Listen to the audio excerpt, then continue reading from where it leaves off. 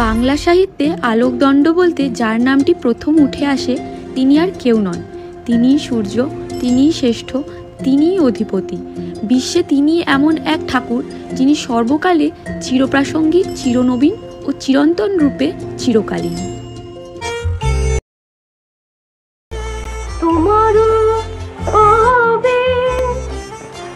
কি চটি?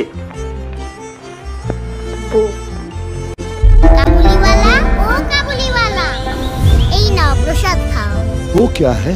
তুমি দেখছি কিছুই জানো না। তোমার ঠাকুর নেই? अच्छा, अल्लाह। তোমার ঠাকুরের নাম আল্লাহ, আমার ঠাকুরের নাম ঠাকুর। এখান থেকে আমাদেরকে উঠাতে গেলে আমি তার হাত পার জিসমের মধ্যে কিন্তু পার্টিশন করে দেব। রতন, আমার জায়গায় যে লোকটি আসবেন তাকে বলে দিয়ে যাব, তিনি তোকে আমারই মতো যত্ন করবেন। না না, তোমাকে কাউকে কিচ্ছু বলতে হবে না, আমি থাকতে চাই না। সোজা জিনিস, ভালো করে একবার দেখলেই শিখে যাবে। নে খোল, আমি দেখিয়ে দিচ্ছি। এই গিরিবালা, নেমেশ ওখান থেকে। ওখানে কি করছো? শুনছো না?